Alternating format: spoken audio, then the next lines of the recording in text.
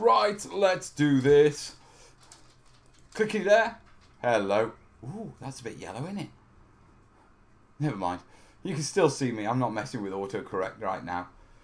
It's because I've changed the light since I powered up.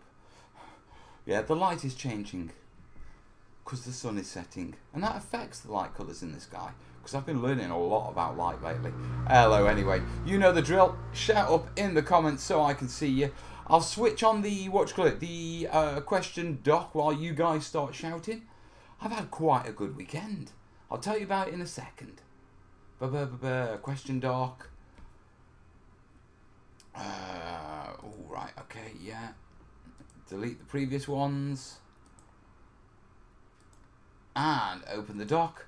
Right, guys, down below in the description is the link to the document. Yeah, can you give me that a share, please? Post it in the chat for those who don't want to go digging. You can post your questions on there. It's a simple Google Doc. Yeah, just leave your name, leave your question, and in about 10-15 minutes we'll jump into those and we'll get stuck on. Ooh, names are purple on the screen today. That's new.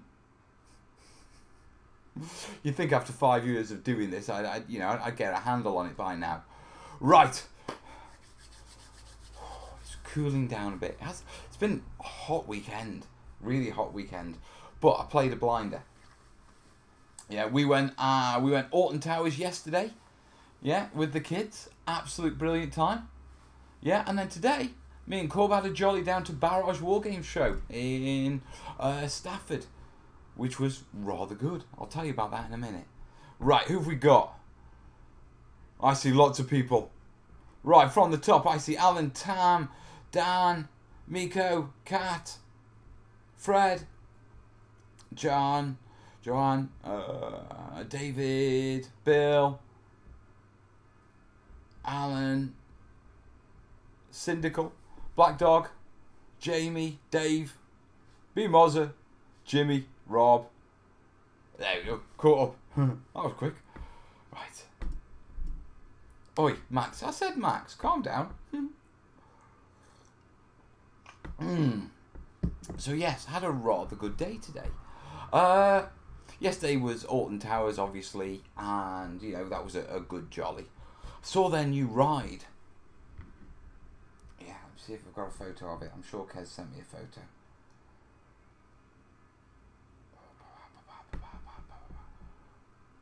Yeah, their Wicker Man ride.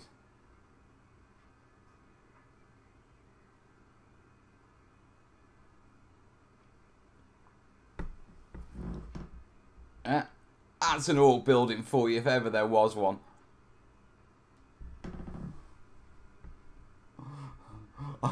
So want to copy that. Yeah, off to Barrage today. Yeah, I had a cheeky little game of Legion. Barrage is one of the local war games show. And Evans from the Terrainiacs from Fat Cats. I think it's Ant and Chris. Chris was coaching me and Ant was coaching Corbin. Yeah, we've lost our Legion rulebook. Yeah, so we haven't been able to actually play Legion. So Ant was demoing it at the actual show. So I thought, well, I know. Ant, teach me how to play this because we've got everything but the rules. And it turns out you can actually download the rules. So, there's father and son battling out. A little sod killed me. Right. Mel, it's 6 AM in Oz. And my 44th birthday. You're lucky I'm awake. Welcome, happy birthday, Matt. Did it have a moat? Did what have a moat? Right. Any questions as of yet? Oh yeah, bloody hell, questions are coming in quick and fat. Yeah, so 4 questions so far. That works. So yes, I've been playing Legion. We've been enjoying it. The boy may have beat me, but now obviously on top of that, I've been working on my palm trees.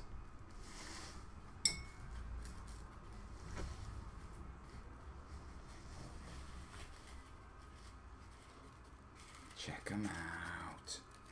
This is after I trim my straggly bits. Now obviously we've got the canopies to go on them. But overall, I think they turned out quite nice. So they're going on my Burma build tomorrow. You might have a Burma build video on Tuesday, or, yeah, you might have a different video.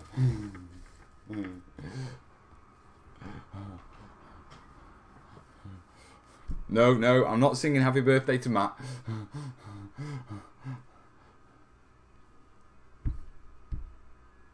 Right, I can see coconuts. No, you can't. There's no coconuts on those.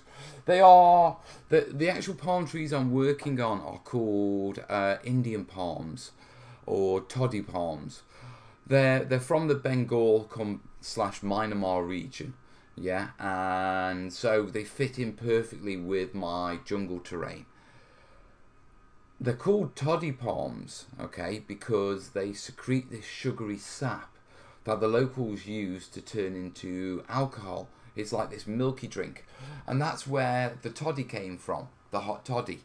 It actually came from India and actually came from these palm trees. So by absolute weird... Because I went looking at palm trees. Let me explain the story. Trying to figure out what colour to paint them. Go on a search, searching through absolutely tons of palm tree pictures. Then I spot these palm trees that look exactly the same with the same foliage as mine, which is quite weird because the fronds on these palm trees aren't like normal palm trees. And so I was like, oh, I thought they were just like a cheap imitation, you know. That's why they were dirt cheap. I was like, they're an actual tree. I hit the tree, go look at the actual tree, and it turns out it is the specific palm tree that you would find in Burma. Yeah, I'm like, I've looked out there, and it's this toddy palm that the what you call it, that the locals get drunk off. How cool is that? Been sniffing any more glue? No. Kez is the glue sniffer. She actually turned around and afterwards she told me what chemicals were in them. Oh, that's better. It's a lovely warm day, and congratulations to England. I know I'm not a football-y sort of person, but I hope they do. It'd be good. Now, it's quite interesting, yeah, because Willow's primary school teacher, yeah, is a guy called Mr. Lindblad, and he's Swedish. He's a brilliant teacher. He was Corbyn's teacher. He's been at the school for years. Yeah, and he's one of those teachers that you've always got time for because you know they're that good and you know they actually care about the kids and that sort of stuff. You know, teachers up and down. Most of them are pretty damn good, but occasionally ones come along that, you know, well above the bell curve. You know what I mean? And he's just but he's Swedish. So he did this bet with the kids that if Sweden win the match, yeah, they all have to come in yellow on Monday, yeah, and he was going to cook them Swedish food and they had to celebrate the Swedish win with him, yeah. If England won, yeah, then there was no more homework or spelling tests for the rest of the academic year, which is only what, I think they've got 2 weeks left for this academic year.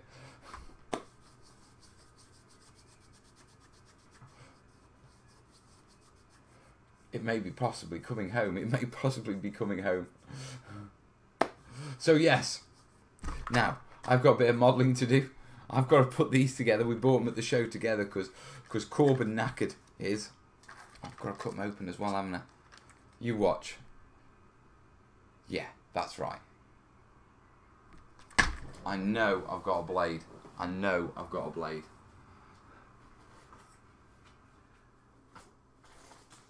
There we go. I thought I had a blade. Oh, so, what are we on? A couple more minutes. How are the questions going? Oh, got 8.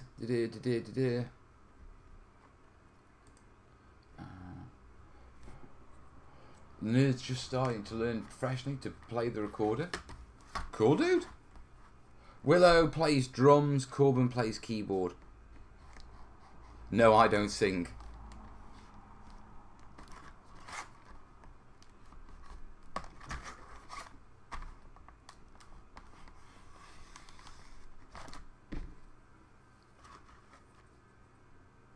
I love mini art builds. Yeah. I used your broken cracked sidewalk technique on my diorama. It came out great. I'm slowly redoing it with a lot of help from you. Thanks for your channel. No worries, backwards. That's backwoods, not backwards. Backwards model shop. Age of scenery, please. I'm going to have to do it at some point, aren't I? Instead of buying that pack, you should have gone for a second core set. More value. I hear what you're saying, but yeah, we're on this sort of... We're not... Well, actually, right this now, we're pretty damn poor. Here's the situation, obviously, yeah. Financially, obviously I do the terrain shoot, and I've only just started kicking back in after getting over the black dog thing. Yeah, so things have been tight on that count. And then with Kez has just finished her master's degree and she's just started a job, but she gets paid, what you call it, like a month in hand. So she has to work 2 months before she gets any wages, and we're at that transition phase, you know what I mean, where she's almost about to get paid. Yeah, and it's like, so we went to the show today and I'm like, lad, we've got 30 quid. That's it, all day. Yeah, and to be truthful, yes, I could have spent more on toys. But after you lot went on about burrows and badgers, yeah, they were there at the actual show. So I picked Kez this up. It's a little badger warrioress. Yeah, let me get that in. So this is burrows and badgers, Osprey Games. There you are. That's a nice sharp shot. There you are, that'll do you. You'll be able to pause that and see that. But yeah, I saw this, so you know, we blew quite a bit of the budget on getting this for Kez. I didn't actually even look at the rules or anything. I just, you know what I mean? I saw it and it was like, yeah. And so no, yes, the second core set would be brilliant, but just haven't got the budget to drop it on toys. You know what I mean? Right, so I've got to click these together because Corbin broke ours. Well, broke one of them. Come on. Just like I'm about to break one of them. Am I doing this right? The badger. Mel with Till Team. Are you doing stuff for Kill Team? I am very interested in Kill Team. It's kind of weird because I know I've sort of jumped on the channel. I sort of like, you know, on these live shows, I've gone on about Necromunda and I've gone on about Shadow War. Yeah, the Kill Team's the one I actually really like. Really like. I mean, Necromunda was great and that sort of stuff. Yeah, but it's that little small elite unit combat sort of stuff. And so there is a good chance that I will be doing stuff for it. Yeah. Are you going to paint it or let her paint it? Oh, Kat, what you call it? Kez will paint her miniatures. She's a far better painter than I am.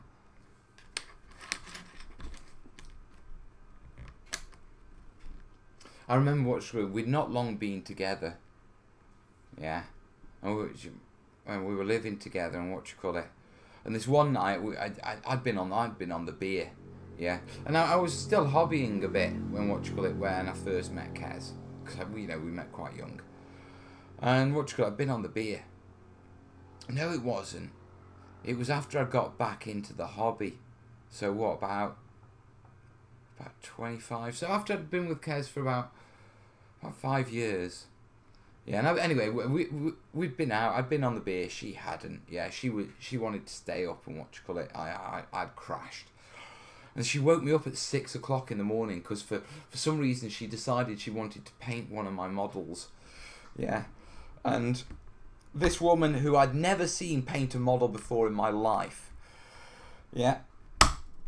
Presents to me this Tyrannid warrior that's perhaps a fraction below heavy metal standards as a first model. Yeah, and then that's when she told me that she used to do fine gilding painting on figurines in her auntie's pot bank.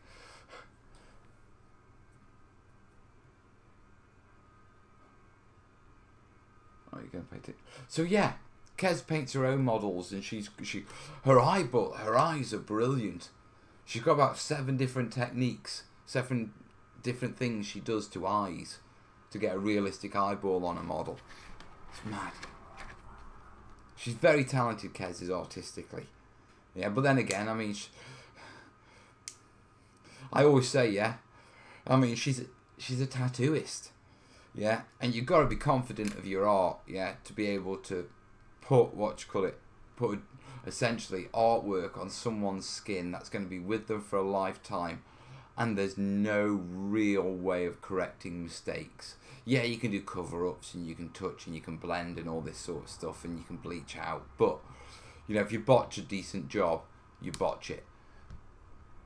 Right, what am I putting together right now? Bill's asking. These are Legion movement dice. Yeah, so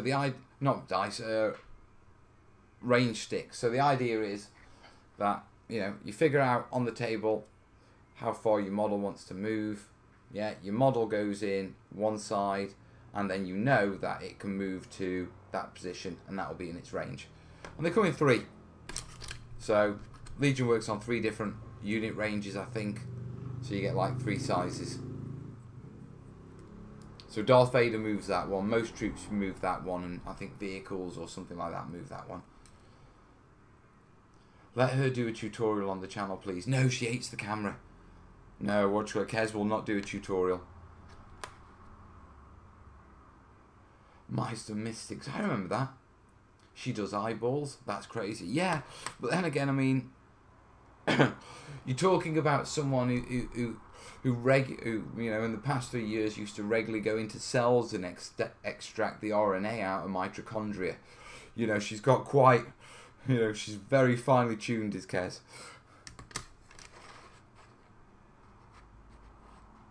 The world is coming to an end. Very true. Movement tools, Mel. That's them, Tim. Thank you.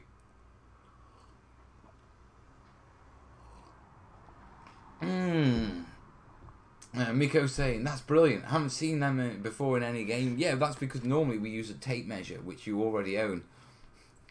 You got to buy these, and when you break them, you've got to replace them. That's why you haven't seen them in many games, mate. And give it to Fantasy Flight. They know how to monitorize a gaming system. Not arguing, because at the end of the day, I do actually quite enjoy the game. And we don't buy big into these sort of games. You know what I mean? And for folks that can't read a tape measure, and they're the movement sticks, so you just got to sort of put these together. Yeah. Now, with regards to Kez, there will be no shouting through to the other room, and I will have to get my own brews tonight, because literally just a couple of minutes before the live show, yeah, she got a call. There's a badger in distress. It's got trapped itself in a barn. Yeah. So her and one of the other Staffordshire Badger Conservation Group team have gone out to go and rescue it and take it to a vet.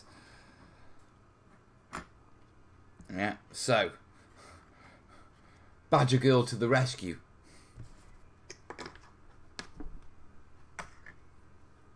Infinity has a movement toolish as well, does it? I don't know much about about Infinity. Mel could even do a voiceover. Kez would not let me do a voiceover on a video of her. No chance.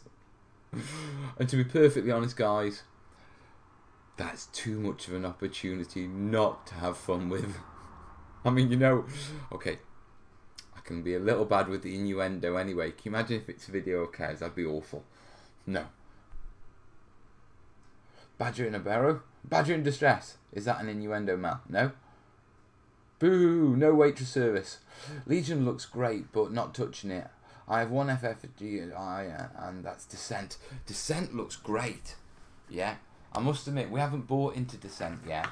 Yeah, but Descent does look good. People have been telling me about it, and essentially, as I understand it, and correct me if I'm wrong, but isn't Descent basically, or Descent's essentially a dungeon delving game, yeah? But isn't there a mode where essentially you can use a tablet as the dungeon master and everything's always different and that sort of stuff? Yeah, let me know on that, because I do like the idea of that. Thank you for not shouting. Seriously, I mean it. Unleash the Badger Squad. Badger trapped in a barn, not a bar. I can't do Badger jokes. Kez would kill me. Right, we're about 20 minutes in, and no doubt we have questions to answer. Yeah, so let's Scroll that down a bit. I might do a little bit of painting, I might not. I'm not sure. I don't know. Alright.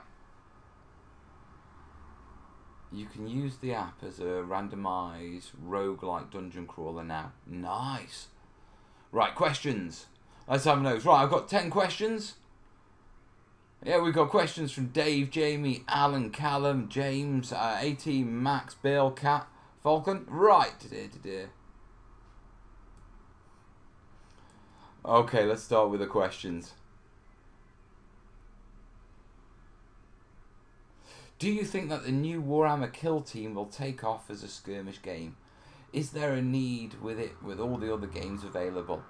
I think it will take off within the Warhammer, within the GW sort of community. Yeah, Games Workshop is quite strange. You know, their fan base is incredibly loyal. Even old veterans like me. I mean, I walked away from Games Workshop because essentially at the time, yeah, life got complicated. By the time I got back into the hobby, it was too much of an investment for me to get up to where I was before. And so, you know, I stepped back and, you know, I looked at new gaming systems and ended up in Bolt Action. Yeah, that being said, yeah, those who are absorbed in the hobby, yeah, you know, you can lap up. The thing is, you know, if you've got the models, you can play Necromunda, you can play Kill Team, you can play Shadow War. It's just an extra rule set. So I do think, yeah, it will be popular within the GW community. I think it's also probably going to pull a few veterans back like me who've got the small models, who don't have to buy in big because it's a small investment. Yeah, I mean, look at it this way. They brought out Shadow Wars. Off the back of Shadow Wars, they brought out the box game Necromunda. Now they're doing Kill Team. They're not going to invest their money in those systems unless they're profitable. You know, I haven't seen Man of War or Dreadfleet come back yet. You know what I mean? So, yeah, I do think it will be popular. I think it will be very popular within their current support base. And I do think it'll pull in a couple of vets like me. Whether it'll pull in new gamers, I don't think so. The reason being that when it comes to pulling in new gamers, it's their core titles that pull in new gamers. You know what I mean? People aren't going to come along and go, oh wow, what's this Kill Team game? They're like, oh wow, what's all this? Oh, this is Kill Team. It's sort of like a slimmed down version of Warhammer 40k. Right, what's Warhammer? You know what I mean? So I don't think it'll bring in new people. It will definitely be popular with the community. And it is going to pull back some vets because, like I say, it's small investment. Yeah, which us vets kind of like. That's why we're liking the specialist games. Yeah, because we've already got the models. Yeah, if we played the games before, the chances are that we've co-opted that terrain set into a different system. And we're just going to co-opt it back. So I hope that answers that question, Jamie. I got into the hobby back after 14 years. Kill Teams is a re-release. Yeah. Absolutely, Mel. I got into 40k with the starter box for 8th edition, but a friend bought half the models as it was quite expensive to start up. Just eBay hunting to build up my forces now. Yeah, I mean, we used to split boxes all the time. I mean, I used to, pretty typically, I'd buy 2 starter boxes. Yeah, I'd keep the forces out of both. Yeah, I'd keep the forces out of, and the terrain out of both boxes. I keep one of the rule books, and then I'd pass a rule book on to a mate, yeah, with the counters and all that sort of stuff, and a bulked up force, and we used to just split it. I mean, I know guys used to buy the starter box, yeah, when a new edition came out, and they'd sell both sets of forces to a mate, to different mates, just for the rule book. I invested a lot of cash in Dust Tactics. They're sitting on the shelf looking pretty, but don't get used much. It's quite often the same, mate. I mean, I've invested, oh God, a fortune into 40k in fantasy. I mean, I've sold most of mine, to be truthful. Yeah, to fund the channel when we were starting up and when times were tough. Yeah, but I mean, I kept all my Imperial Guard because I painted those for Corbin. So, you know, they're still floating around. Yeah, I used to work for GW and got a sizable discount, which did not save me any money. I had a friend, yeah, and he was working in a reasonable sales role. And he used to make, back in the time, which was probably sort of mid-noughties, you know, or bloody noughties. You know, 5 years after the millennium, 2005-ish. And he had this office job, sales, yeah, and he was making about 27 grand a year, British. So what's that translate? About 40 US?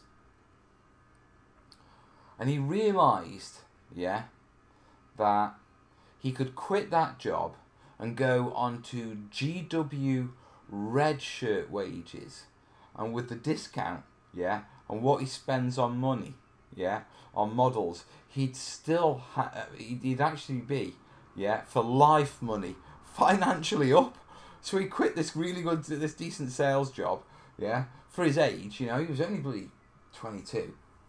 And what you call it, he quit this, and went to be a GW red shirt. Commissar Corps. About 40 grand back then. Oh, dude, that's an investment. Right. Let's do another question. Right, so I think that was Dave's question. Let's go on to Jamie's. Where can you get XPS foam from in the UK? Alright, quick fire for you and check the comments. You got Jacko Door insulation. Yeah. In the UK, they do, what do? They do 2x4 sheets. It's sort of slots, they're sheets that are designed to slot together, so they've got like a tongue and groove effect around the edge. Skim it off, it won't be a problem, but that's XPS foam. Then you've got Panel Systems Limited, and they do craft foam. Yeah, then you've got new one I'm playing with, and I think they're called Pro Warm. Yeah, insulation. And I think that's underfloor insulation. They are, what you call it? They do 2x2 sheets. Yeah, and then finally, there's blue, I think it's bluefoam.co.uk. There might be a hyphen in that. They do offcuts. Yeah, so if you have just a small piece and you know, anything like that, check those guys out. I think he's a terrainiac who got the idea he'd buy a bulk load of sheets, cut them up and sell them small. Yeah, so check out Blue Foam. Although he was set, I think the last time I saw him on Facebook, he was doing them as black foam because whoever he gets them off has changed the colour. But that's that one ants done. Laundry day, so late on. So late and on and off. It's laundry day here. I'm going to have to nip in and switch the dryer off. Kez normally sorts this one. I have my live show, the school uniforms and that sort of stuff. But obviously, she's in the, what you call it, she's gone badger rescuing. So listen guys, obviously questions, if you've got any more questions to be answered on the stream, get them down below in the description. And as always guys, if you do appreciate the show, yeah, get them, what you call it, there's donation links down below. I took a bit of a hit on Patreon. Turns out that my scales video was a bit of a, for a few people got offended by that and promptly left Patreon. I took about a 10% hit because I didn't include their scale. I'll tell you, yeah, some people can be very particular about wargaming. I've been using balsa foam lately, really like it. I'll be honest with you, I've not played with that. I'd like to. Right, Alan. Right, what are you asking, Alan? I'm doing a diorama of a monument and it's surrounded by a dike that is topped with flat stones that are similar to slate. I'm looking for the best way to make slate type stone toppers. Thanks. Use slate. No, genuinely use slate. Yeah, slate is a really weird, what you call it, because of the properties of slate. Slate scales perfectly. Yeah, just get a piece of slate, yeah, and what you want to do is, you know how you get a piece of slate and they're flat, okay? Don't smash it from the top, okay?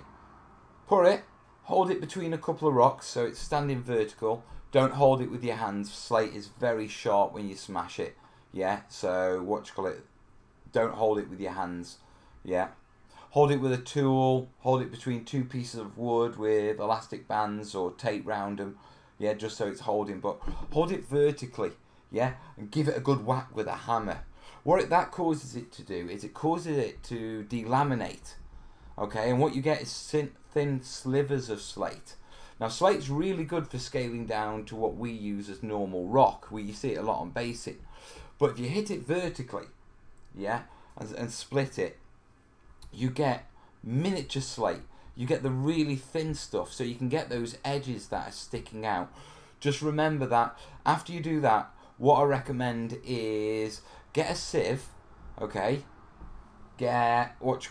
Run it under a tap with your bits of slate in, and spend like 2-3 minutes giving it a good shake and working it around. It'll just polish off the edges a little, the very sharp little edges. Take off all the little bits, but it'll just make it a little bit more smoother. Yeah, it's a little bit better to handle when you're working with models and that sort of stuff, but more importantly, it'll take off the really fragile, sharp edge that is probably going to get broken when you try and paint, and then you'll get bits of slate mixed up in with your paint and your glue, and that'll get transferred somewhere and you'll get annoyed and all that sort of stuff. So if you just give them a bit of a sieve under some water first, yeah, that'll clean up the slate. And you literally do, if you hit it vertically, yeah, as it's standing, it just splits and you get loads. You'll have a lot of pieces you can't use, yeah, but you should be able to, like, yeah, take those bits out, take those bits out. But you'll have a load of slates that work really well for that one, matey. Yeah? I hope that answers that question. See you later, Tim. I thought his scale good was right. Alan, yeah, a lot of people do appreciate it, but unfortunately, yeah, as everything, you know, whenever you make a decision or you take a stand or you set a preference, you know, there will be others of the alternative preference who disagree. You know, and unfortunately, I rely on people. You know what I mean? Yeah, so I try to be as neutral as possible, but I think wargaming can be a funny old game. Also, tip Mel, one of our slate tiles came off our roof and broke up a bit. Gives me a use for it for now. Yeah, but get that fixed, dude. Yeah, I find my best my best source of slate, yeah, is Morrison's car park. Yeah, my local Morrison's. They've got tons of it. Absolute tons of it. So it's like, do the shopping, put the shopping in the car, bend down, do my shoelace. That's a nice bit of slate. I'm not going to get arrested for nicking a bit of slate. Oh, yeah. Oh, thank you, buddy. Thank you. I need to check PayPal to see if any of you guys done. Dues paid? I don't think I've had any other PayPal, so thank you, buddy. Quick check. Yeah, just Odin's. Yes, and if you would like to support the show, if you're finding this stuff interesting and it's advancing your hobby, send in a quick nugget via the PayPal links down below. Really helps, guys. And if you want to support the videos, the Patreon links down there as well. Remember, all patrons get early access to all the vids. As soon as it's up on YouTube, it gets scheduled for release, which pretty typically is the next Tuesday. But as soon as it's done, patrons get access. So jump yourself on Patreon. If you are, quick little plug for my next video. Yeah, if you are wondering what the next video is going to be, yeah, I don't know if I can't screenshot it, can I? Okay. Yeah. No, I can't. Yeah, I've been working. You know my trench tutorial, the 5 vlogs we did. Yeah, to do the 6-foot trench. 3 hours of footage in that, start to finish. Right now I've managed to get it down to 1 hour and 40 minutes with a quick intro and a quick outro, and I've condensed it down to all the key information and cleaned it up, and also polished it with my audio skills I've learned since then, so it's a much sharper. I've adjusted the cameras and the screens so that it's focused on what we need and that sort of stuff. When I say adjusted, I don't mean the filming side, but when you're doing videos, you can show what everything is filmed, or you can scale into a particular bit. So that's what I mean. I've sharpened it up. So, even though you've technically seen the footage before, yeah, on Tuesday you might be getting, if I can get it done in time, yeah, rendered in time and up in time, you might be getting the, the condensed version of the trench video, yeah, which is, to be perfectly honest, it was hot as hell in the studio, so I just I just took a day out and hammered the editing job, and I went through it that many times. But that's what you could be getting next. Right. I actually didn't mind binge watching the 5 parts. If you want to binge watch the 5 parts, but 3 hours is a heavy hit. You know what I mean? So it's there in 1 hour and 40 minutes, which is just the trench information. Right. Next questions. Right, that was Alan. Callum's asking, hey Mal, I have a very cheap airbrush. That's okay, but it's constantly blocking up and getting fed up with it. What airbrush do you use for your terrain? I use a Badger Patriot 105. Yeah, I'll put that in the comments. A Badger.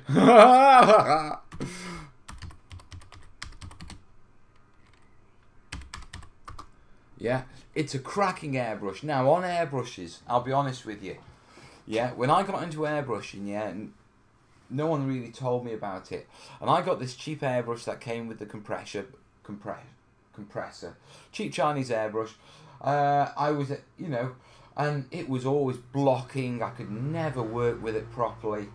Yeah, I got really annoyed with airbrushing. It's not till you switch to a proper airbrush, yeah, that you start to realise, damn, yeah, this is what it's supposed to work like. And you're at the stage where you just throw the cheap Chinese one. You don't even bother with it. Not even for...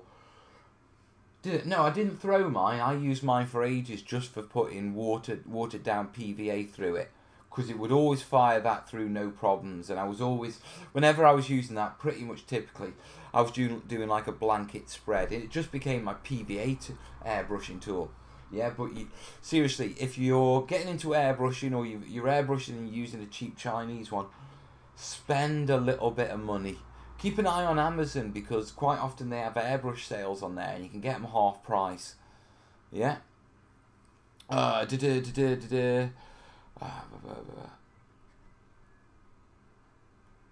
Yeah, Dan Random's going back to the slate question. He's saying plum slate from Garden Centre or B&Q, Wicks, etc. Yeah, plum slate is the slate that they use for doing the gardens and laying down outside areas as a ground covering. Now, I believe my local Morrisons use it.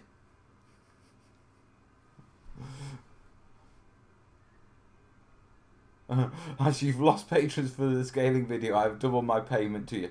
Thank you, Alan. I appreciate that, mate. I appreciate the sentiment. It's just one of the ups and downs of life with YouTube. You know the saying, you can't keep everyone happy. It's so true. You know what I mean?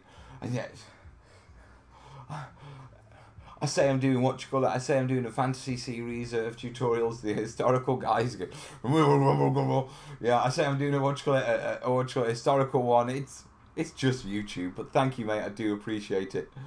Right, moving on. Right, that was the slate question. That was the cheaper airbrush question. James is Gaslands. James, you keep asking and trying to promote Gaslands on my channel, dude. It's not cool, man. Yeah, if you want to promote Gaslands, but don't keep asking me every show over and over again about Gaslands so I can talk about Gaslands. There's a game out there. It's called Gaslands. It's post-apocalypse. Looks kind of funky. Yeah, go check it out if you're into that sort of stuff. Okay, a 40k question from A-Team. Imperial Guard was my favourite 40k army.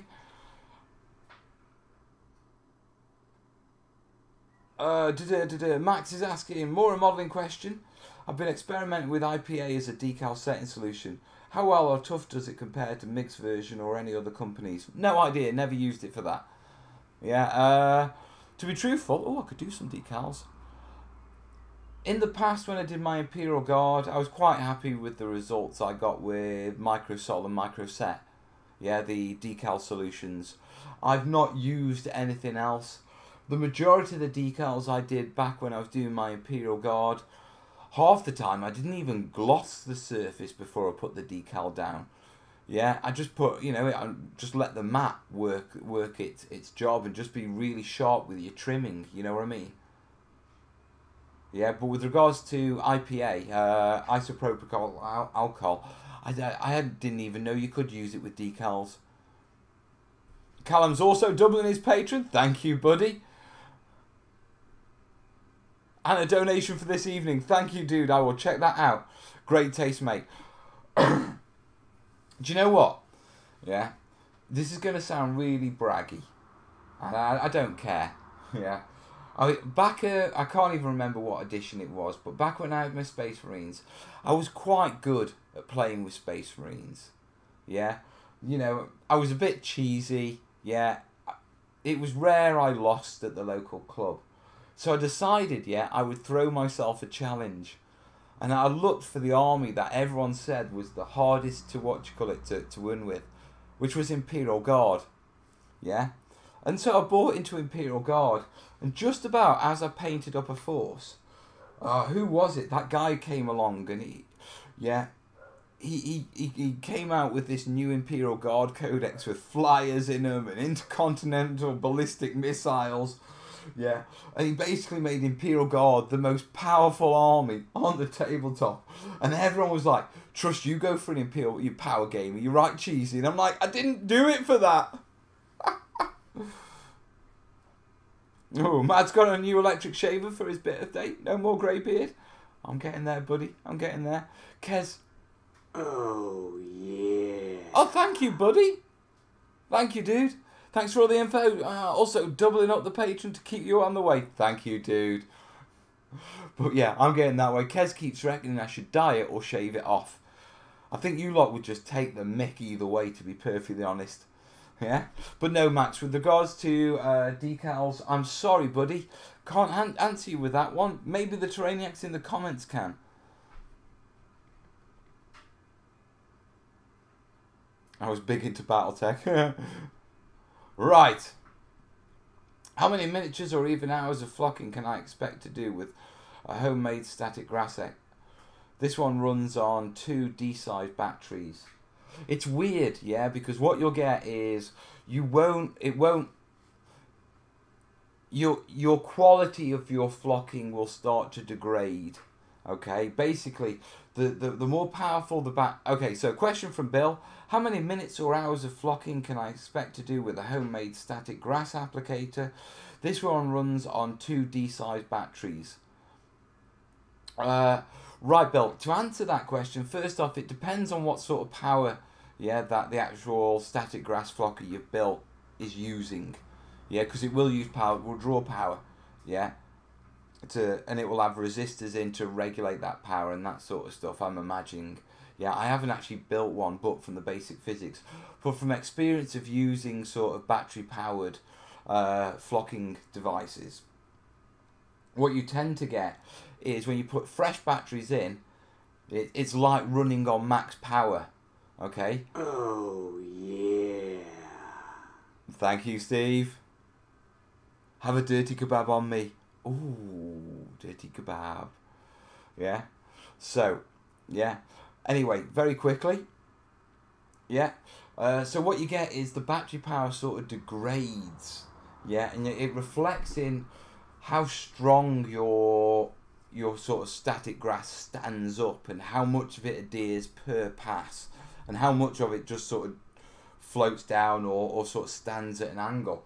I actually found, yeah, that if I was doing a big project, then I'd throw fresh batteries in. Yeah, I'd flock a large area, and then what I'd do is I'd pop the fresh batteries out, yeah, drop them in my fresh batteries tub, yeah, take out some batteries from my sort of used batteries tub, which would give me a less of a charge, and then I could go in with the same static grass while the glue was still wet and go around the edges, and what that would do is it would give me sort of like this feathered effect where the strength of how well the grass stood up was blended out. Yeah, and I actually managed to do it on one piece where I used 3 sets of batteries. Yeah, one completely new, one out of the new sort of tub, and then one out of the used set of tub. Yeah, to get this awesome blending effect over this sort of 3-foot area that needed to be grassed. Yeah, really nice. It worked well. But that's the principle of the static grass. Yeah, yeah. Remember, I'll tell you a way to think of it. Yeah, think of it like a drug reaction. Okay, something like Viagra or any sort of drug, as Kerry pointed out. But Kerry sort of uses Viagra as a good reference towards how drug works. Remember, my wife's got a master's in biology, and she first year was biomed, so specifically medicinal biology. Yeah, the stuff that woman knows. But basically, as soon as you take it, you get a very strong reaction. Then obviously over time, yeah, as it wears off, it doesn't immediately fail. You get less of a reaction. Yeah, and you've got to manage your batteries a bit like that, bud. There you go. Is everyone talking grit? Okay. Right, since everyone's talking grit, I'll throw this one in. Right, grit. Chinchilla bathing dust works as a very fine sand, yeah. Birdcage grit is really good, but what you've got to do is when you get birdcage grit, make sure you get shellless. Quite often in birdcage grit, there'll be broken up little shells. This is because the birds need the calcium from the shells in their diet. Yeah, because birds use bird grit, yeah, to crunch up the seeds in their mouth. They grind with it. But at the same time, if there's little bits of shells, they use that as the calcium they need to form the eggs when they lay eggs. Yeah, so a lot of bird grit has little shells in it. They do not look right scaled, even painted, they just don't. They're the wrong textures. Yeah, it throws it off. So make sure you get shellless bird grit. Moving up, if you're looking for more larger volumes, what you can do is you can go out, you can get sharp sand if you're looking for a fine sand. You'll get it from the builders, merchants. Look for the stuff that's kiln dried. Yeah, it comes out of the bag wet and it's all free of bacteria and that sort of stuff. Yeah. What I do is I look for concrete ballast. If you're not in the UK, concrete ballast is basically the pebbles and grit that you mix in with cement to bulk it up for laying it down and making walls. You know when you chip a wall and it's got the little rocks in it, that stuff. What you often get, because it's ballast, it's all crunched and mixed. You'll get various gradings. So what I have is a selection of sieves with holes in them ranging from 1 centimetre down to 1 millimetre, and I stack the first few on top of each other because they're essentially wooden rings with mesh that I've cut and nailed into the rings, and they just stack on top of each other. I pour my ballast at the top and I just give it a good shake, and it sorts it into the different gradients so I'm immediately sorted. Yeah, and then what I've got at the bottom goes through a set of kitchen sieves, and I get my various different gradings that way. So that's how I deal with grit. It's a question that comes, shall I do a grit video? Would you guys like a grit video on all this sort of stuff? Because grit's something that keeps coming up, innit? You know what I mean?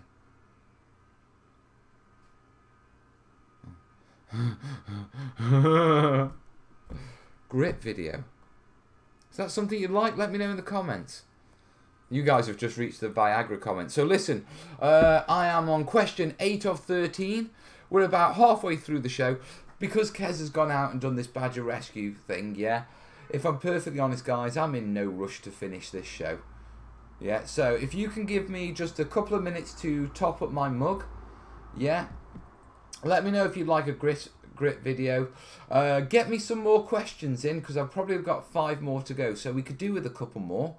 I might even get some some paint, some water, and I'll do a bit of painting. You guys up for perhaps going till 11?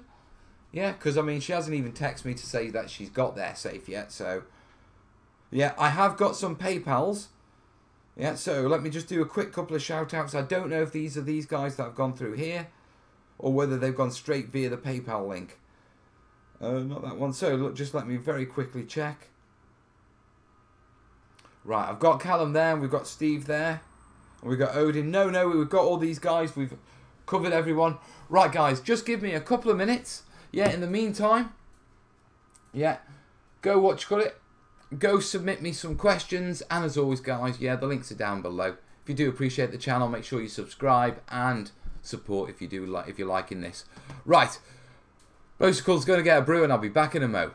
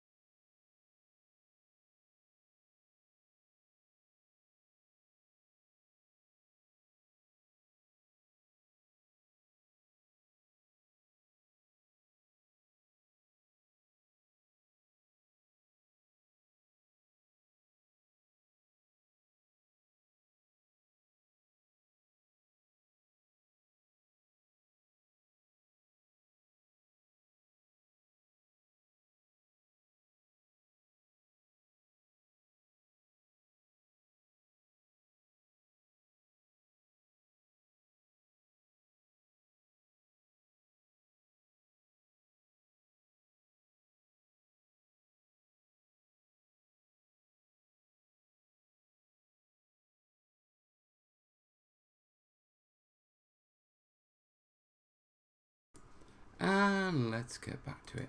Hello. There we go. Colour's looking a little bit better now. Right. No more questions by the looks of it. So that's it. Alright.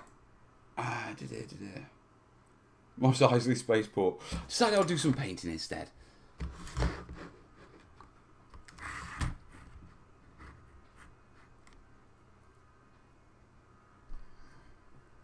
We'll still have that in the background for a couple of years from now. Too many irons in the fire right now, but keep reminding him. What? What in the background? Tatooine. You should have said that at the start. Loads of you said painting at the start. I'm not going to get sort of stuff now. I'm going to do a bit of painting. Right, I need some black. And we've got questions as well. Cat, how many of them? Cat's asking, so how many women ended up following you into the alleys? Only one this time.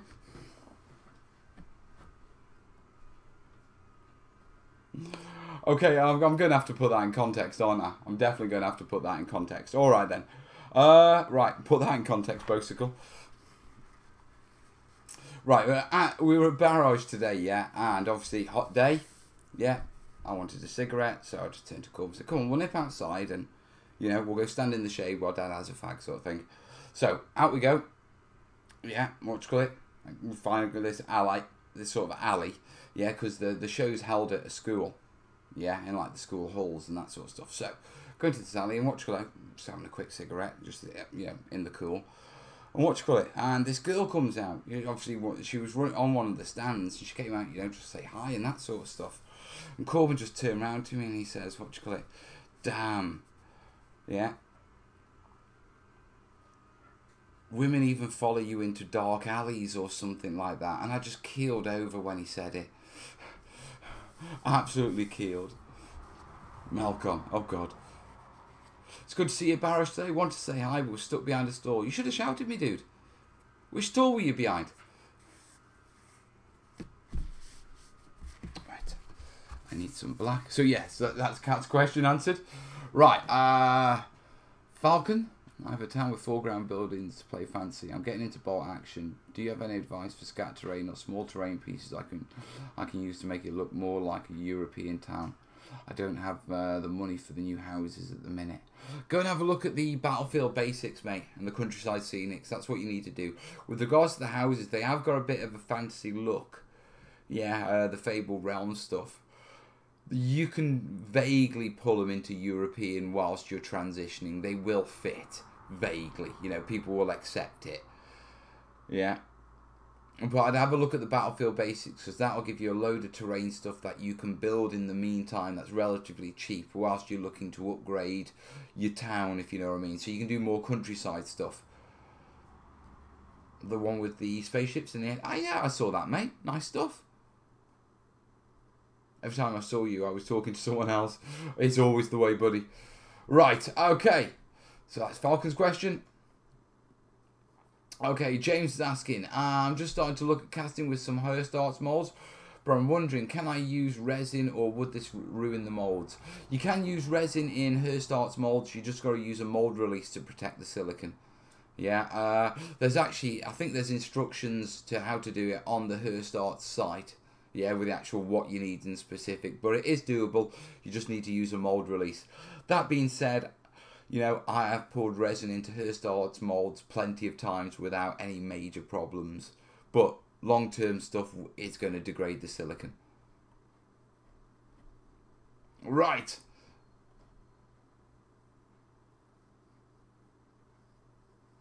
Callum's asking, Mel, you've just reminded me, what happened to the trench with the naval gun you were going to do? Well, the trench with the naval gun is, right now, it hasn't got the naval gun because you never got around to actually doing that build, that bit of the build. Yeah, but the rest of the trenches, they were all done and they're at Warlord's shop and studio at the minute. Yeah, so that's where they are right now. Oh, last question for the time being. Dan, what biscuit is best for dunking whilst building terrain? Personally, I would highly recommend, yeah, the chocolate digestives, but the ones that have the toffee layer. yeah, between the what you call the thin toffee layer.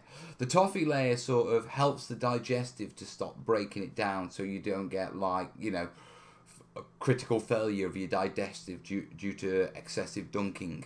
Yeah, and it will hold together better as you eat it, so that, you know, bits don't drop off onto your terrain as you're working. Yeah. After that, yeah, you really start to be looking at, yeah, getting a, you know, a set of ginger nuts. Yeah. Because they've got quite a lot of structural integrity, and they can soak up your brew quite well.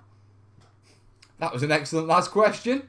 Right, I'm going to leave the questions open in case anyone has anything. Yeah, odd questions I'll catch in the comments. But we are caught up. Bourbon biscuits are the only Dunkin' biscuits. So I never see bourbon biscuits in this household because, as we all know from last week's show, Corbin, or not the week before, Corbin nails them. But that is a good brew. Right, oh, I've left my phone in the kitchen. I'll go grab that in a second. So let me bring this round here. Right, let me grab my phone.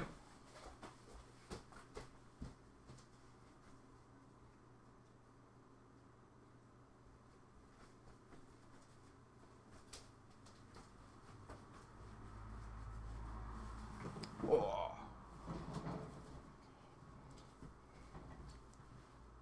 Right, sorted. Tea-inspired coffee. Any thoughts on 3D printing? Oh, see, last Sunday's show, we covered that last Sunday's show. That's a topic that just keeps coming up and up, doesn't it? 3D printing. It's something I'll look into getting into eventually, but I've got too much 3D building to do first. Find me a black. We'll do Darth Vader. Corbin has good taste. No, he wasn't named after the biscuit before you ask.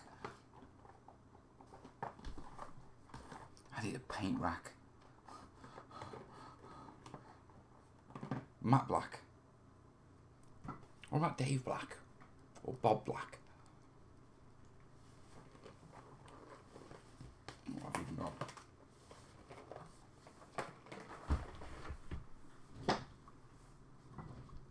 The hardest part is pricing because there's so many variables. Ask Mel. He is terrible with pricing. Oh God, yeah. Absolutely awful. Yeah, the problem is pricing's really easy. Yeah, if you're in it for the money. Yeah, if you're in it for, if you're a builder, yeah, pricing's a nightmare. Because we all know we all go overboard. We all know we're far too critical with our work.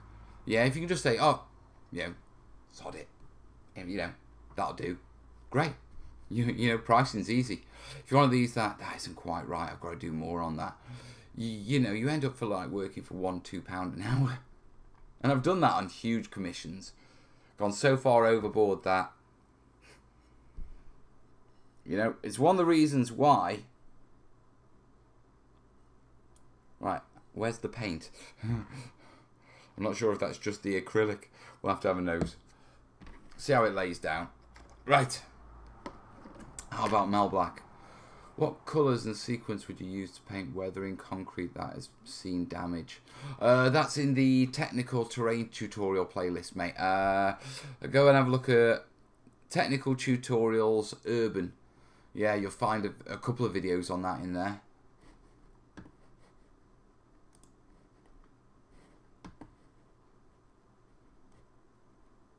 Bill's asking, what's the silliest question you've been asked on this question form? I don't know. I genuinely don't know. You get asked a load of weird questions and stuff like that. You know, I mean, I've just been asked about the best biscuit for terrain building and given an honest answer.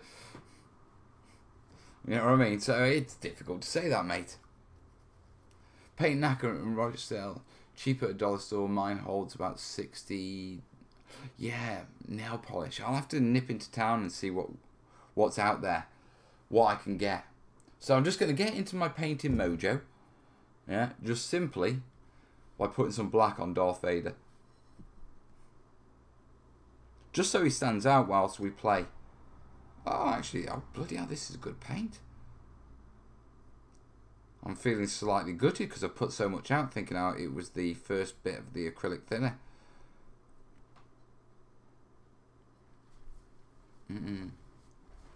Equals, not plus. The biscuit question. The biscuit question.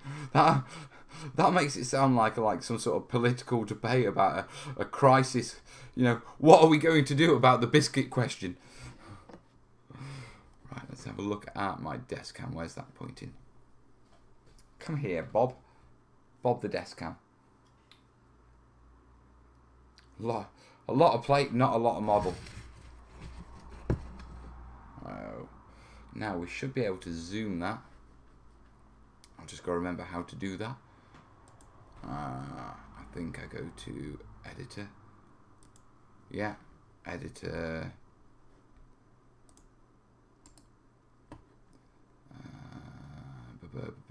Properties. That's the alert box, you muppet. Webcam. Wrong webcam. Other webcam. Video capture device, okay. Properties. Configure video. I wasn't expecting to be, to be painting this show, so yeah, I hadn't set that up, guys. There we go. Look, my paint's dried on my brush because of this heat. So yeah, just getting a base coat. He's been primed grey. Yeah, but at least if I paint him black, then you know, whilst we're painting up our models, he's going to stand out a bit as my unit leader. Corbin's done this on his Luke Skywalker. I should have painted this cloak before putting it on. Yeah, massive gaps underneath. That's going to be a struggle to get to. But in for a penny, in for a pound.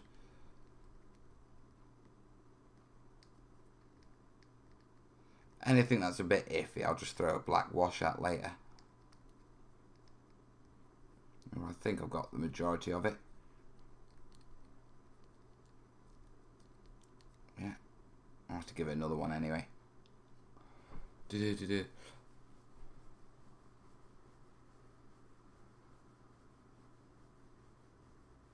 What would happen with the KFC thing a few months ago with DHL? What was the result? KFC just changed their supplier to someone, or DHL actually pulled their finger out, one of the two. But KFC is flowing in the UK, and you know, everything is well in the world. Kerry is happy. I was always a Burger King sort of guy anyway. And a Mackey's for the milkshakes.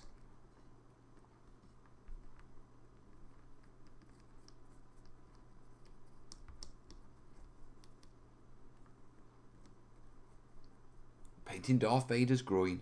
How thrilling. That's a hell of a codpiece.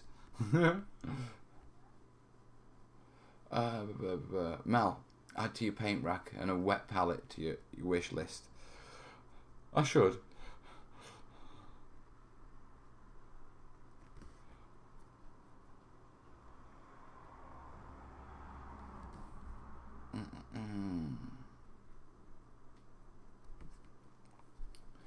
Tupperware container, sponge, parchment paper. That's what I've used in the past, but generally, you know,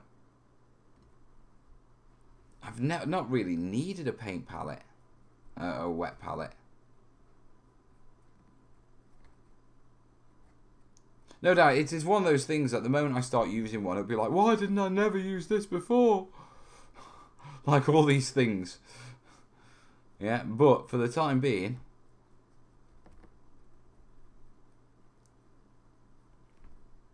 I don't really need to worry about his feet because I'm breaking him off the base anyway. Because I got Craig from Uncertain Scenery. He did me some acrylic bases for them. So I want them to go on clear acrylic. I have to say that clearly. Otherwise,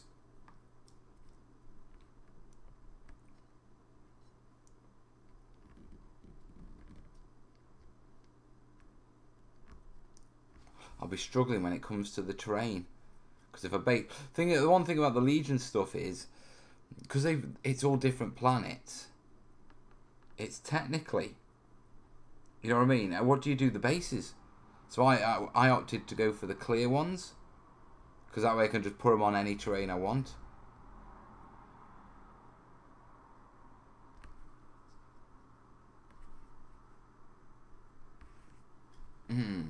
Little tip: if you wish to paint brick, use Humbrol 7. Great old brick, worth a look. Yeah, I tend to just use terracotta and hit it with washes. I mean, terracotta is clay, and bricks are made out of clay.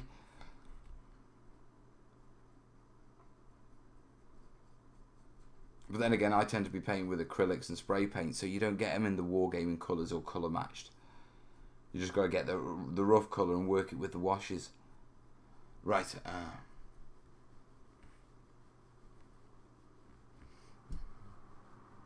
Well, someone on the terrainiacs group is asking what the the bake temperature and time to kill bacteria in dirt before using it for terrain. 200 degrees Celsius for 30 minutes will make it abiotic.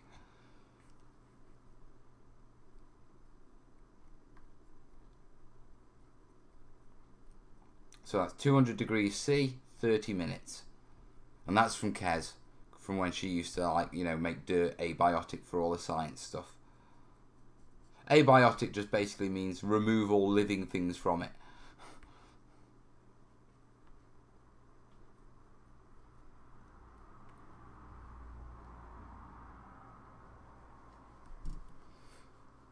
My vacation started today and I have a huge project to tackle, avoiding it a bit. Or I should go and tackle this second room storage disaster. We've all been there, dude. Get it done. You'll be happier if you do it at the start of your vacation than at the end. Trust me.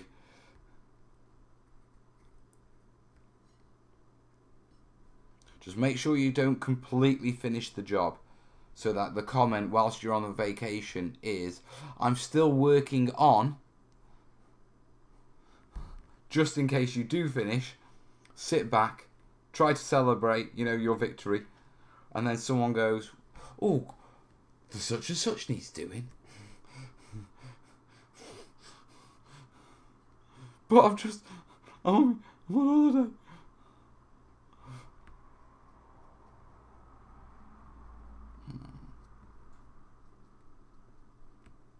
Come on, Darth, let's paint up your helmet.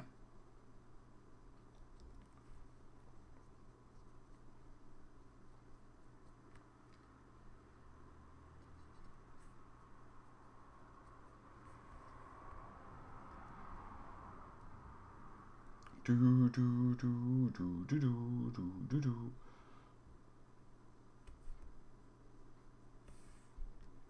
Alright, there we go. I'll give it a little couple of minutes. It's not even showing up because the light is black, in it. The most thrilling shot. Right, I'll shut down the question sheet now.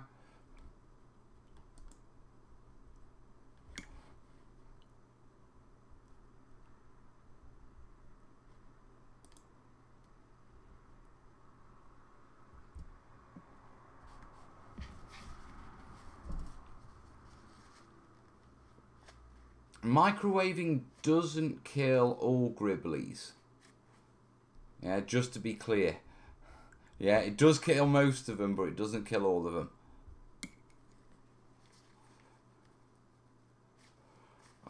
Have fun, James.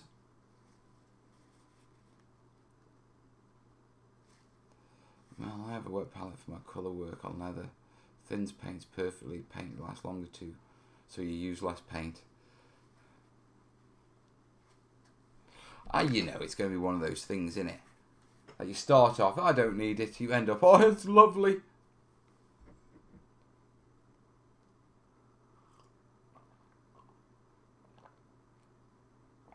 What do you think of TT MDF buildings? Like Streets of Venice and their moderns. I haven't really seen them, mate, to be truthful. I see that many MDF kits. Like, you know, they all sort of blur into each other. I mean, because there's that many MDF manufacturers nowadays, and they've all got their own versions. It's getting a bit blurry. You can recognise a couple of brands that, you know, stuff that I've worked with and stuff like that. But beyond that, you know, actually Remembering who's producing what.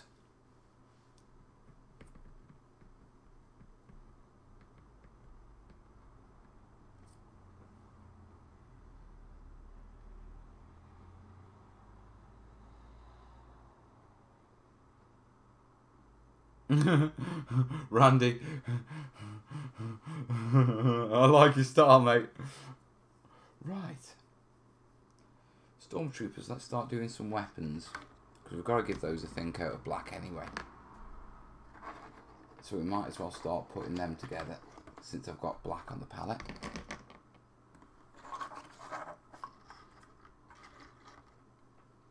Ba ba ba ba ba ba ba.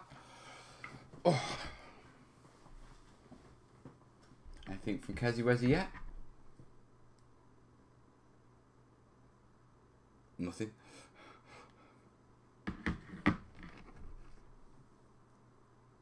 Odin's saying yeah, if you accidentally have metal bits. Small stones can explode, yeah. You get fissures and moisture in the stones, that'll cause them to literally... Because it's such an excessive heating.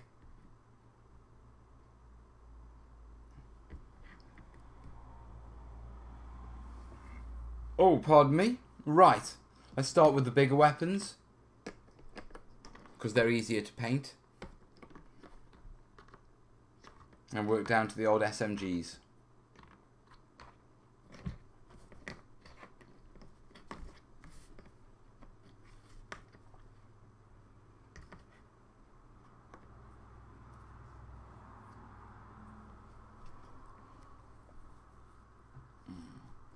I'm going to have to figure out how to do the unit designators on these guys as well. You know, figure out which units they belong to. Colour-wise and all that sort of stuff.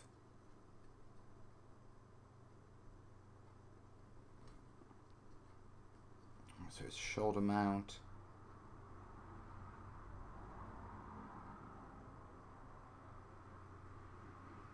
I'm going to have to go over these again. But it's a thin down coat because I want it to run into the recesses. And if I go over it's a lot easier to clean up a thin down coat. Thin your paints.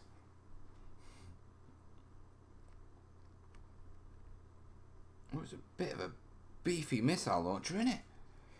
You guys can't even see it, can you?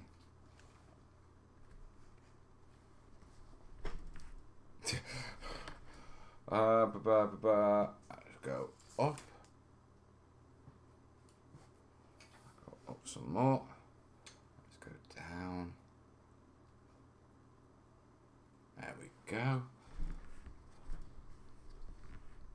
Bit better. Not better. I'm just going to carry on painting. You'll see what you see.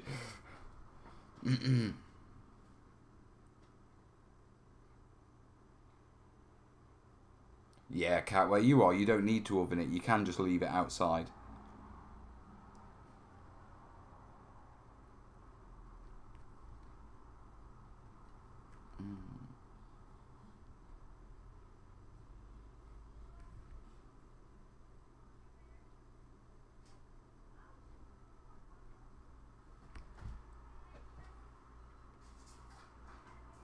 Oh, Kez may be back.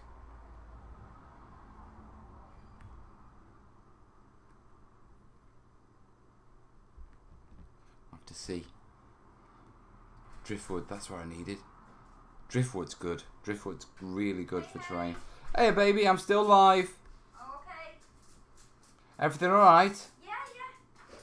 Did you rescue the badger? We rescued the badger. It was a little cub. She was stuck in a... It's like a little... Where machinery is, like where generators or whatever. Right. On a farm, on a dairy farm. So it was where they actually milk the cows. And she was stuck, the poor little thing. Sorry. No, it's not you. It's the dog. His tail's knocking the camera. Well, yeah, we managed to get her out and she ran off over the hill and far away. Back to Mama. Yeah, although we might get another one that's pro-vaccinate. When? Yeah. Brian and Lauren love lovely couple. There you go. Badger Kez to the rescue. I haven't got anything for you, sweetheart. I don't know what you want. He wants Maltesers. But now you've mentioned him. You didn't buy me that? You didn't put him on the shopping list. Well, I shouldn't have to if you were thinking about me. I got you those other cakes instead. Yeah, but they're a bit stodgy all on their own. So you need Maltesers with them. Yeah. Right, guys, just give me 2 minutes. I just want to have a chat with the wife. Right, be right back and mute the sound.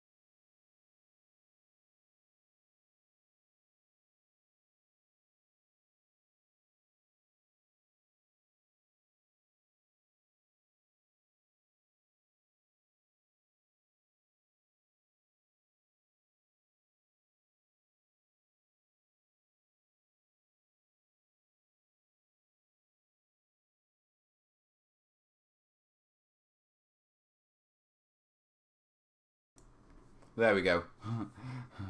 Hey, Diggy. Straight from Morrison's to get Maltesers. Now,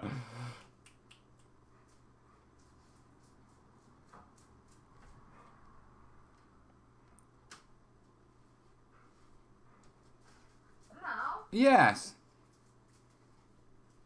I left some stuff by me telly. Mm.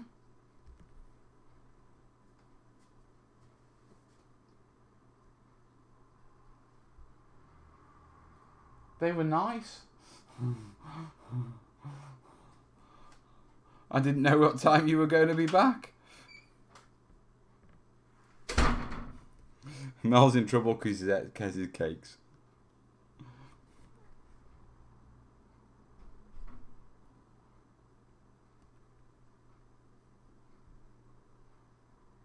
Give me 2 seconds.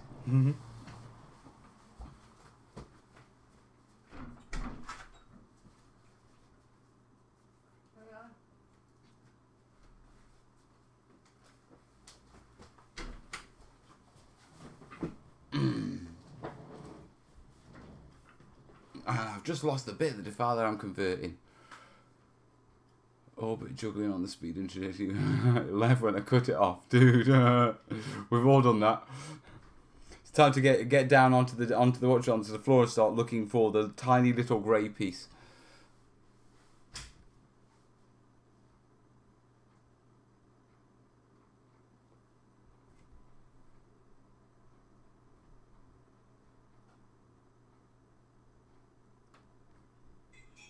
Right. Get this guy's rocket launcher done.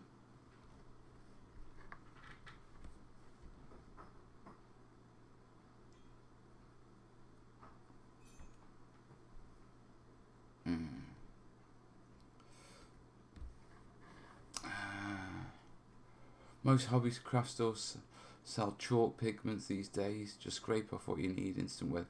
Don't use chalk as a weathering powder unless you're using it for white. It's not a weathering powder unless it's for white. When it's coloured, it's not inert, so the colour can bleed out and go everywhere and change over time.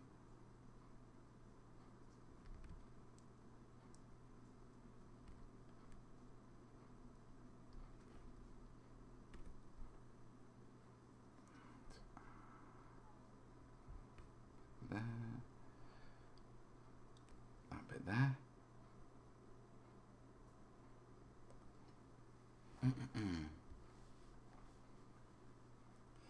Doesn't matter when she was coming back. You ate her cakes. You ate a cake. They were nice. I was hungry.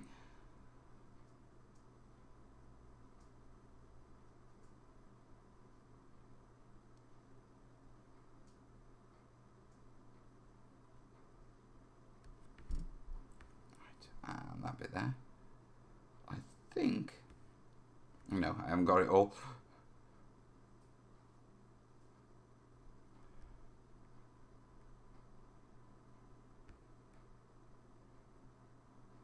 There we go. I think I have now. There we go. So, missile launchers are done. Well, base coated.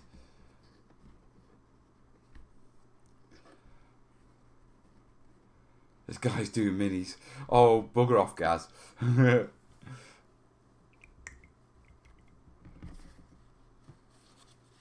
not the black blood. Chalk. Right.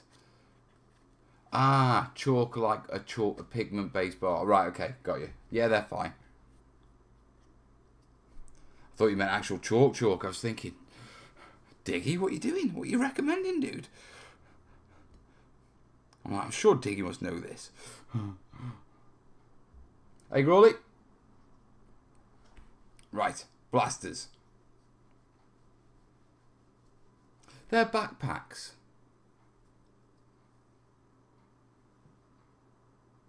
Yeah, these bits here, are they black? I'm imagining they are, aren't they?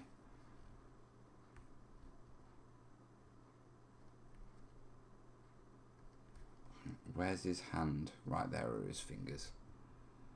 So.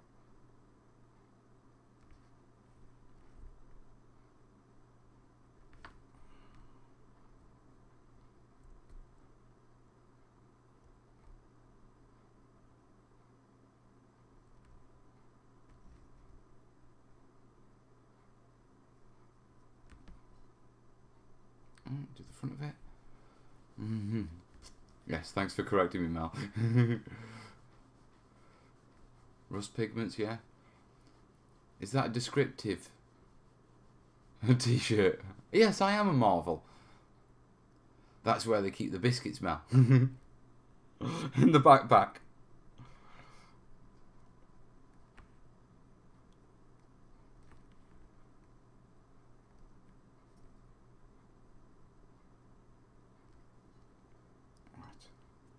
Next bit of the blaster.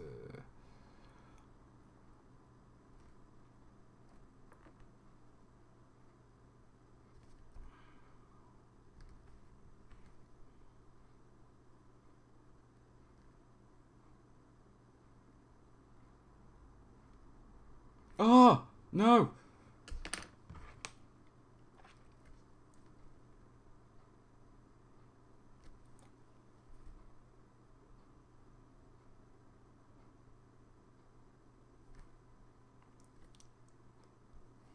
Bad boy, man. I haven't got a cocktail stick, have I? No.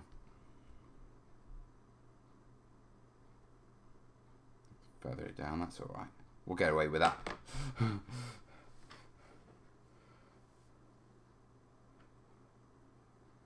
The power creep and churn from Fantasy Fight scares me.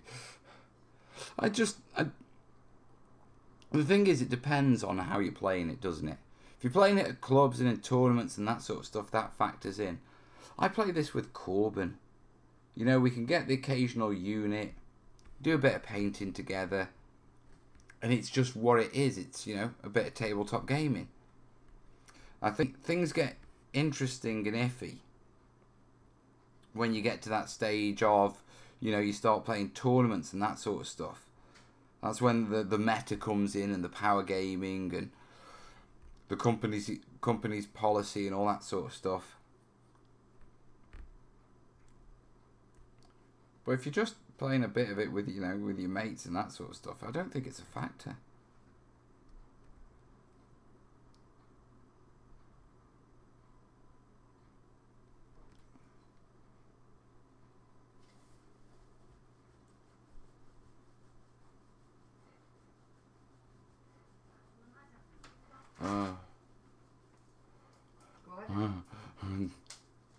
Weird how it is.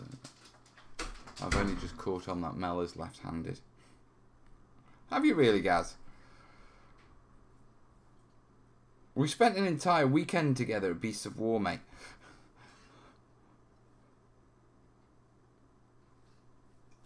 You were sitting next to me painting.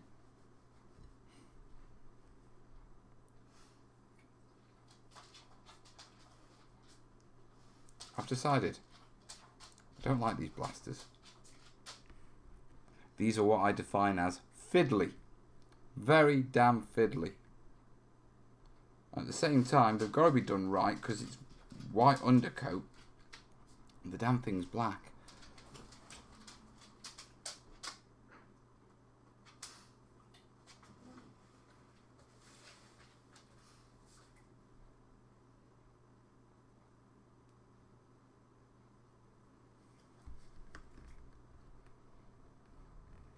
So that's got to be black as well. Yeah. Right, so just paint over the fingers. That doesn't matter, does it, both? No, not at all. Of course not. That's the other plus side of it being just for me and Corbin. Yeah, he's got another blaster there. Damn. Oh, they've got sidearms as well. Eesh. Just do the big weapons so we can see them at the minute for our gaming. I'll touch the rest up as and when. True, but you didn't paint much. Just talked a good paint job. Wasn't terrain, mate. I am really surprised at how many miniatures I managed to paint in the time I actually had.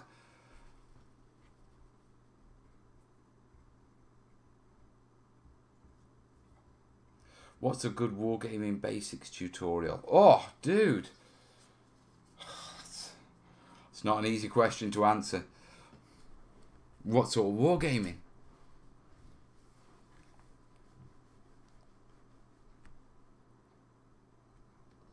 Right, let me get this blaster done.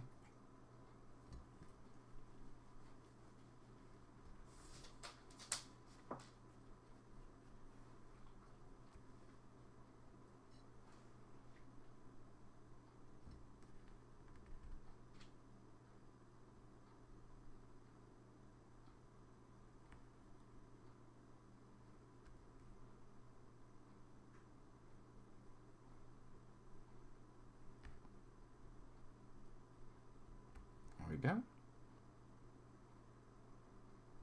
And the trigger. She's the trigger. It's not like Stormtroopers can hit anything, so don't worry about that. The sort that Mel is into, that would be bolt action then. Then we've got Legion. Probably Beasts of War's bolt action demo, because it's a nice introduction to wargaming in general and it's visually nice. I mean, it's out of date now, but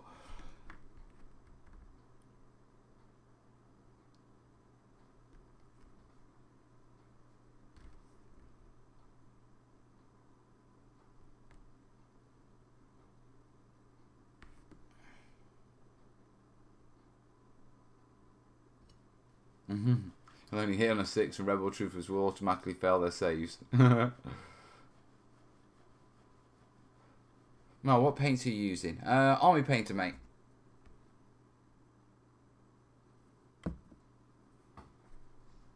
You know you were painting in vain, sir.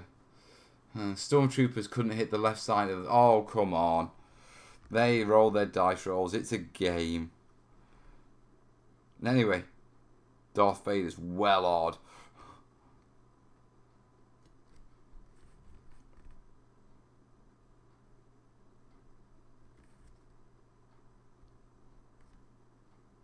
Well, that blaster went in a lot easier.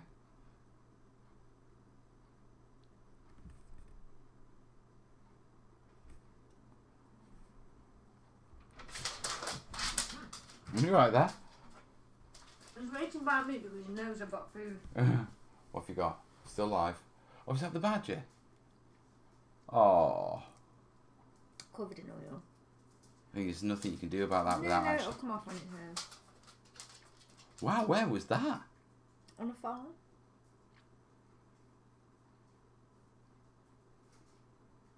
He's off. She.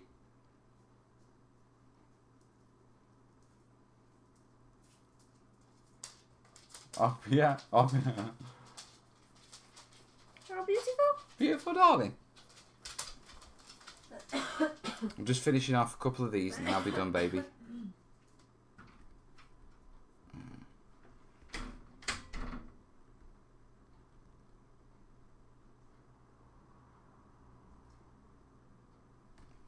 Yeah.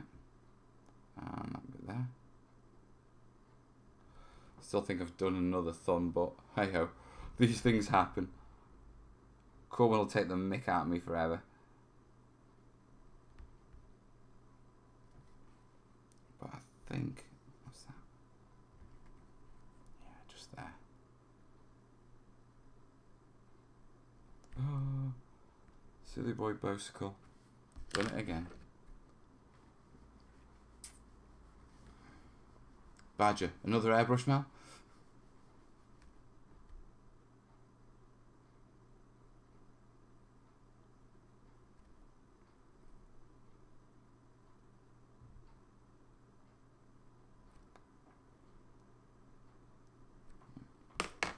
So, there. Haha. Get in there. I can tell who my good guys are. You're a dark side player. I am very much so a dark side player. Right. Sergeants. Want to be able to identify those next. Paint's dried. Should have got a wet palette.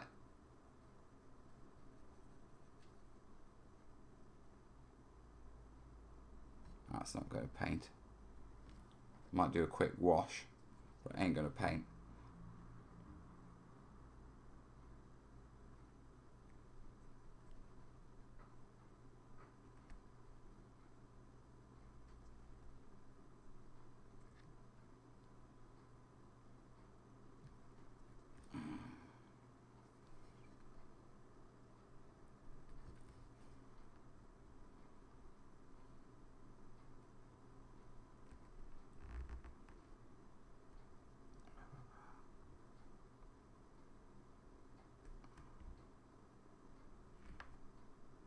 Yeah, these are fiddly as well.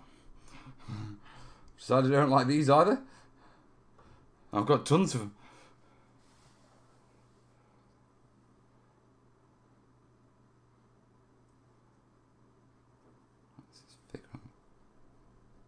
Finger on the trigger.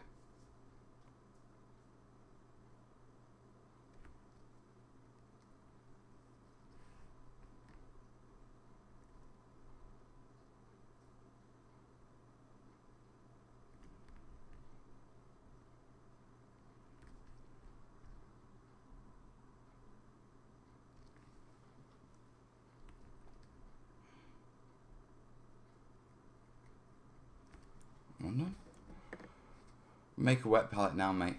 Get a sponge cloth. I could do. But I'm going to wrap this up now. Kez is home, to be truthful, guys.